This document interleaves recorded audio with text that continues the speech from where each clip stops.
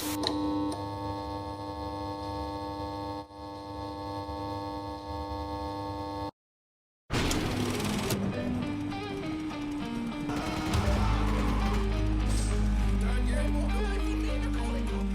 did you call me?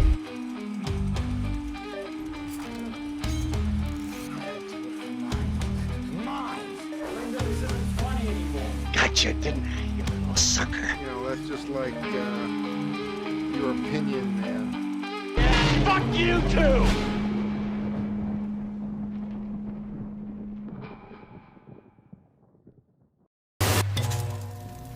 Hello there. You don't know who I am, and I don't know who you are. But let's talk about movies. And I don't know about you. I love film. I know a lot of you love film.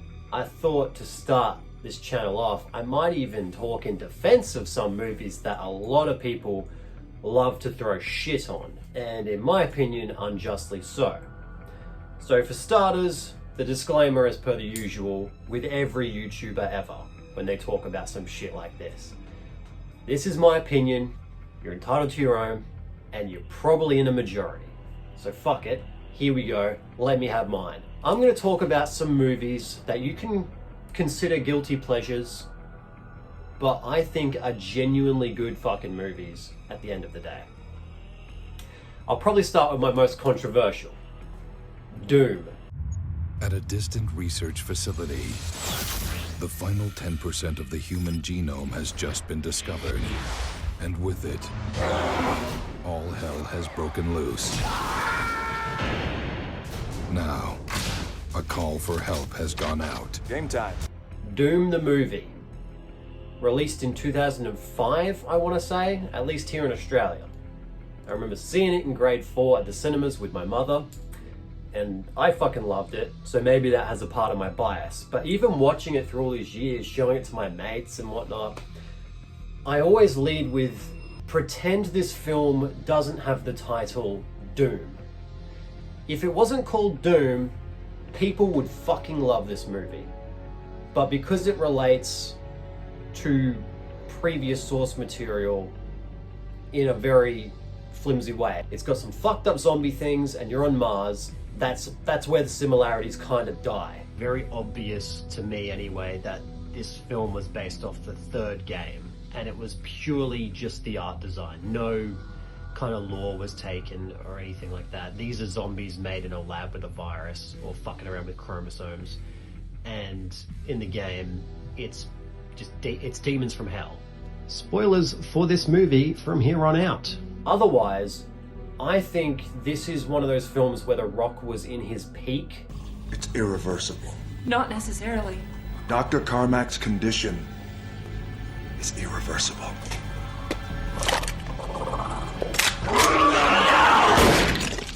Because Carmack's condition is that he's dead. Kid, you and Duke, get back to the dig and you make sure those other dead scientists are really dead. This was just before he started to make films like The Tooth Fairy and The Game Plan and all that bullshit. I used to love the fucking Rock, man. Because you have films like The Scorpion King and Welcome to the Jungle / The Rundown is probably my favorite. With all due respect, Mr. Hatcher, I'm feeling pretty healthy. Oh, yeah? Walk. Don't make waves.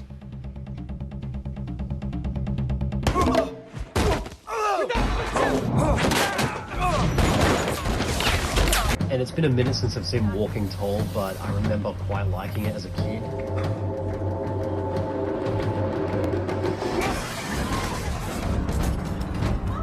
I've been looking for you.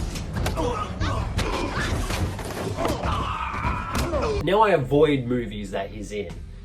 How far we have come. This film is full of practical effects, great one-liners. It's almost like a 90s movie, but in the 2000s. Decent amount of gore. The script is fine. It does what it needs to do. There are some badass fucking scenes in this movie, just period. I love when fucking Destroyer is having that one-on-one with the fucker in the prison holding cell. The electrified walls. Awesome shit. And can we take note of this movie's fucking soundtrack?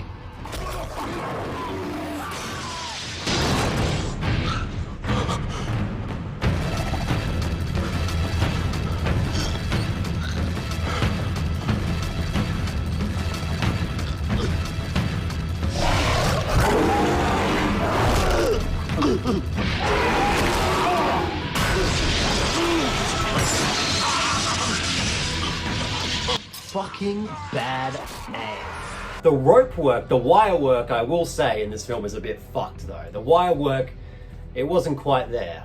And you do get some kind of Resident Evil type fights. Come on, the nano wall as a fucking plot device is awesome. Not only is it like this nice little sci-fi thing where your cement turns into fucking jelly, it allows for that Dr. Carmack creature to be trapped in there. Then at the end, the nano wall's all fucking up and the bullets are ricocheting all around. Awesome. The first person sequence is probably by far the best sequence of the film. I think we're all agreed in that. That was the part that people actually dug. There's that crazy scene where there's the mutant wielding the chainsaw that he has to fight.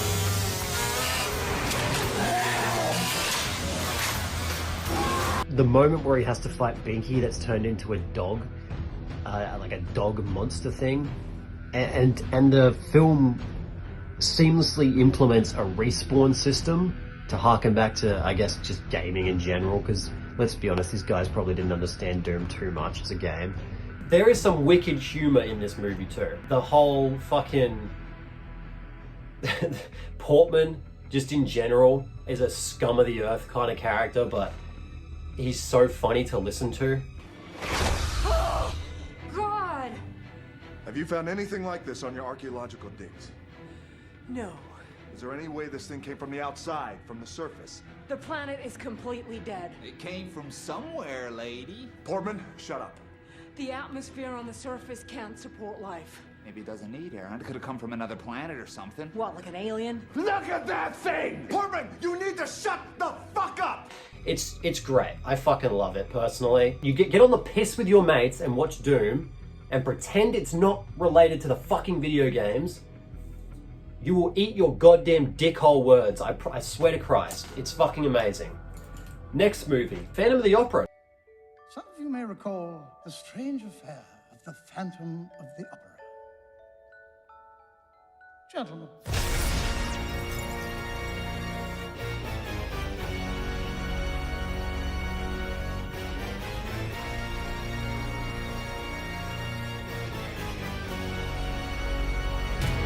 You know the drill. Spoilers about this movie. Spoilers for a few movies, okay? Now, I'm again biased probably. I used to listen to this when I was a kid on cassette tape in the car. You remember when cars had fucking those cassette tape things you put in and shit? At first, I remember as a kid, I would listen to it and I thought Carlotta was funny as fuck. I'd laugh at the opera. And then eventually, songs get stuck in your head. You're like, oh, he actually kills people. He's hanging them in the opera house and there's murder and there's intrigue and blah, blah, and then you start to kind of get into it.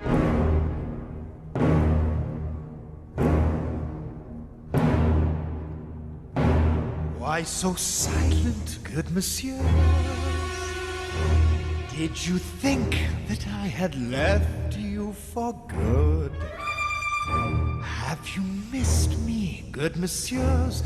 I have written you an opera. This film does cut out some sections of the musical and it does retcon a couple of things in this. For example, the chandelier falls once in this movie, it falls twice in the actual play. There are lines that have been rewritten to compensate for such things and whatnot, but I don't know if this is just because I've seen the film more than now I've listened to the musical, which is saying a fucking lot. I think it's for the better, not even fucking around. I think it cuts out the fat. And I think it feels a lot more tonally consistent. When I was a kid, I absolutely loved the musical so much. I dragged my mum to video store after video store looking for a film of the musical, but it just didn't exist at the time. Like every vendor would eventually say, no, it just doesn't exist, because we couldn't look it up on a computer at the time. We didn't have one. It wasn't until I saw a trailer in the cinema and it was in the newspaper and whatnot that this film was going to be made. I was in the first session of the fucking release of this movie. And that was my journey into it, because then I watched Little Shop of Horrors, Les Miserables, I mean, all the old classic Disney films, you know, Tarzan, Beauty and the Beast, Lion King. Musicals are cool, guys. Where was I? As far as that film goes, and adapting it into a film, they nailed it. There are some inflections here and there that aren't totally correct, but all the voices by the actors and actresses are fucking phenomenal. They are so faithful to the original cassettes, and bringing the visuals of that to life, making the opera so grand after that black and white. The intro is fantastic. Point of No Return was filmed, it was phenomenal. I love the fire. I mean, I'm just gushing for the sake of gushing. I personally don't mind some of the added in context for, like, say, the Phantom's background and whatnot. The ending is still heartbreakingly sad and tragic. The makeup for his face was great. I mean, there's this weird CGI shot of it at some point, but I mean, fuck it. It's 2004. Every movie back then was fucking around with CG and they didn't have it quite right just yet. I think a lot of people bag the film out based on the fact that The Phantom of the Opera was an old horror film back in around 1925 and then done again in 1943. And it was romanticized by Andrew Lloyd Webber, and this film is kind of, it's the only standing live action film of the musical itself. And to me that's kind of crazy, because they're two different mediums. You can like both and you can respect both. I don't really see why one has to exist and the other can't. It's not based off the fact it's a bad movie either. Maybe it's just not their cup of tea. Quick side note, it's crazy that Gerard Butler filmed this movie right before shooting 300. Behold them! This is where we fight! This is where they die! And these shield boys! Fucking hats off, mate. Hats off. Yeah, so I'm not going to speak too much on Phantom there. I just love that. I think it's just completely shit on for no reason by some people. But whilst we're hanging around in the early 2000s here, because there's a running theme here, there's a lot of the early 2000s. Kangaroo Jack. People hated Kangaroo Jack. A lot of Australians, I think, because of the way Australia was represented, a typical shrimp on a barbie kind of bullshit. We're gonna get it back? You'd be a banger short of a barbie if you didn't. When I find ya, you better get ready to cough it up, otherwise I'll chop you into snags and feed you to the crocs. Mr. Smith! But fuck me dead. As a kid, I thought it was hilarious. My mates at the time thought it was pretty fucking funny. It was I think it's a lot of these type of people don't like these movies, if that makes any sense, where everything has to be fucking perfect. I don't know, some people are way too critical of dialogue in films now too. They think that, if you say a fucking cheesy line, for example, Alien Romulus, perfect example. Get away from her.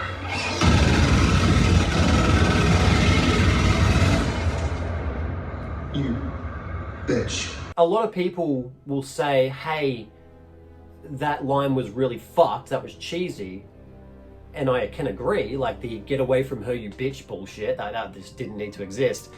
But that doesn't take away from the rest of the fucking movie at all. I mean, you're pretending that 90s and 80s films and 70s films didn't have some fucking awful dialogue. I mean, it works because of the time, and I think that's the problem. I think the audience has changed. We're all not just a lot more critical, but I think we're a lot more, because everyone's been critical since the beginning of time. I think it's not that we're more critical, I think we just don't want that shit anymore. Or like maybe it's just more vocal because of social media. I don't know what it is, but cheesy dialogue has been in great films since the beginning of time. And the only reason we don't see that as much when we look back on these films, or we think it works really well because of this, that, and that, is because we were fucking raised with them and we're wearing nostalgia goggles. That's literally it at the end of the day. But again, it doesn't take away from how fucking good they are. They're beautiful. And this isn't to say that I think Alien Romulus is a perfect movie, because it's not. But I just don't think it's, as the kids say these days, that deep, bruh. I think it's just an enjoyable horror flick with some great fucking nostalgia bait. I think that's all you need sometimes. I think it works. I think it's fine. And hell, I'll extend an olive branch. I don't think any of these films under a microscope could hold up. But it's not just about what's written on paper or the theory behind film, it's about the feeling it emotes. A lot of these films emote feelings that are just so intrinsically human that I can't help but love them. So, but yeah, Kangaroo Jack, I think personally start to finish is a hilarious comedy. And it's a great kids film. The kangaroo itself, I understand, is shit. The jokes do fall flat, and the CG kangaroo it's a bit much. I'm a serious, classically trained actor. I can sing, I can dance, and I can jump out of the way of explosions. Ah! Oh, yep, no, that's gonna leave a mark. Come on, how funny is Mr. Smith? Mr. Smith is walking comedy gold. Where are they? Piss off. 15 years Special Air Services. Behind the line. I've done it hard, mate. Forgot more than you ever learned. You'll get nothing from me. Devil's marbles. Took off on foot about 10 hours ago. The plane scene. Open up. What? Okay. What the? Hey, check this out. Hey, you're not supposed to open this. Hey, man, it's like 50 grand there. Oh, my God. Something doesn't smell right here. Look at it. I know, I'm looking. I've never seen so much green in one little brown package. And now it's in my hands. Oh, it slipped out. Woo! Here, help me scoop it up. Oh, this is one big load. What a mess. I just want to roll around in it. Hand me the rest of the pile. Can I hold it? No, dump it in the envelope. Maybe we should just flush it. We're not gonna flush it. I'm gonna put it in my pocket, leave this room, and take it to Australia. Well, if you're gonna do that, give it here. Let me kiss it for good luck. You're not gonna kiss it. It's bad enough you touched it. Or the Mirage scene. Hey, Louis, what are you waiting for? Come on, hop in. Personally, I think it's just hilarious. Christopher Walken is amazing. Just the way he's trying to expand on his English diction. An anathema to me. Anathema to me. You see what they got me doing? I can't even talk straight. Take it easy, Sal. I think I remember reading somewhere that the film was supposed to be rated R and the kangaroo wasn't even really in it that much, but then they changed something along the way to make it more accessible. Similar thing happened with Scooby-Doo in that same kind of time. And while we're on the subject of comedies, I reckon, fuck it, Inbetweeners 2 isn't as bad. Oh, what, Bob? What? I said, what time is it now? No, you fucking didn't. You said a wobber bob. Are you sure you're okay to drive? Another foreigner to Australia comedy that I don't think is anywhere near as bad as people say. I think it's fucked that was received fairly poorly. Hey, some nights for shits and giggles, me and Shane shine the torch through the tent. We can see him sitting up, all silhouetted like bashing away on his little platypus. You understand when I say platypus, I mean cock, right? Yeah. And guess what? He's gone and dug a hole in the ground to fuck. Oh, just kidding. It's a wormhole, because his dick's so small. Get it? But I'm not kidding about the hole. He has got that, and a small dick, which he fucks a hole in the ground with. Right. We should put our stuff in the tent. Yeah, all right. I'll see you later. Hey, careful you don't fall in the fuck hole. It's crazy that some films get so much praise as opposed to others. For example, the Scream franchise. I mean, I'm just on tangents here, but the Scream franchise, the first film, phenomenal, great. Couldn't say more positive things about it, really. And yet, the second and third, people love, and the fourth movie, people hated.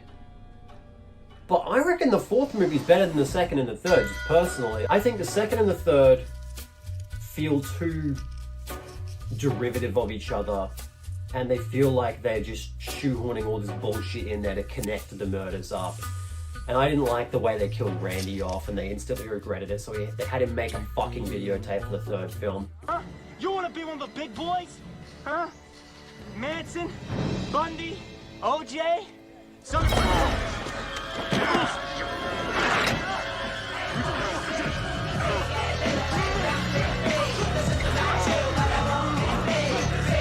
It's been a minute since I've seen these guys. Maybe I changed my mind if I watched them again, but yeah, just as it stands right now, I don't think too highly of the second or third Scream movie. The fourth one, though, I think it's a funny, bad film, if that makes any sense. You should have seen the look on your face, rookie.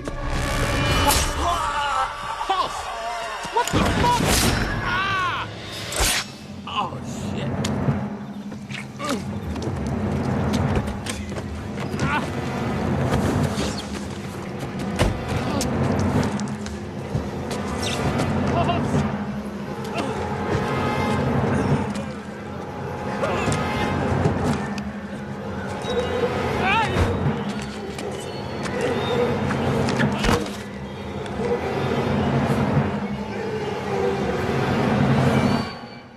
Bruce Willis.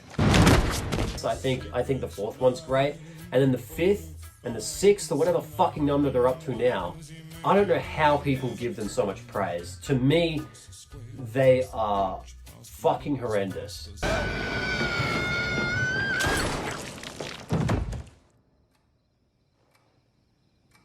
I still prefer the Babadook. I've got letterboxd reviews of these. I've stopped writing them. It has been like a year and a half since I've written a proper letterboxd review.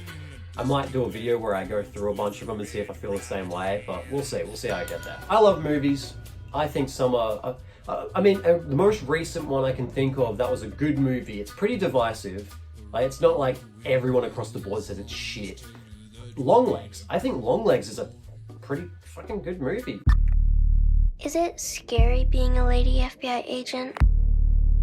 Yeah. Take a nice long look.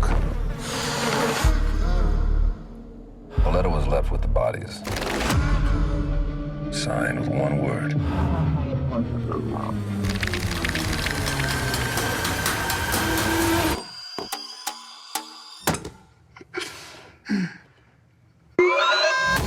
And I promise this doesn't come from a high horse of any kind. It doesn't come from a snobby place. I'm just saying, some people, a lot of people, and it's usually younger audience members, if something is slightly weird or just weird in general, it's either complete horse shit or it's funny.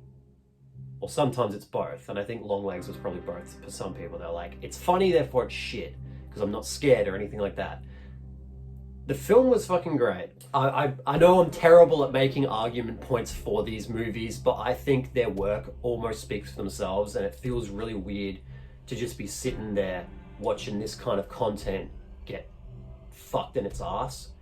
Nicolas Cage was weird as fuck. I will admit, it took me off guard not being scared of him as an antagonist, because at the very start, when he's doing his little talk and you can't see his head, and then he kneels down and for a split second you see him and then it cuts away, it was kind of creepy. And the whole part with her in the house.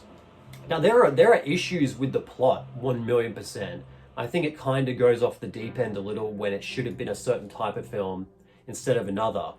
But what it does really well is it kind of deconstructs the criminal that is what we see people as, like these predators.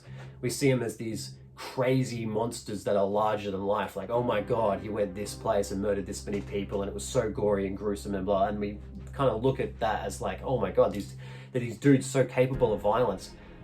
When a lot of the time they're really disgusting cretins of society that if you met them in a supermarket, probably hold your breath going by them and think, what a weird cunt. And there'll be nothing more to it. But yeah, I mean, I'm gonna wrap this up. I just wanted to speak real quickly about, I don't know, I think there are just some films out there that are objectively pretty damn good. And if you don't like them, that's cool. But yeah, I just want to stand up for the little guy for a second. I might make some more videos talking about some random shit, but a lot of them I'm gonna try and make positive, because I think there's a lot of negativity out there towards cinema these days. And you know, as far as I'm concerned, after the whole superhero craze, there's been some good shit. I mean, I think starting 2022, maybe even earlier, because you know, there's some good shit out there. I think we've been on a roll with movies for a while, and whilst there's some bullshit that still gets released, they might overshadow some of the good shit that's actually coming out, whether that be indie or not. It's cool. I think we're finally getting back to some good stuff. So I'm going to try and create a positive space for movies here. So you have a lovely day. It was great seeing you, and now you know me. And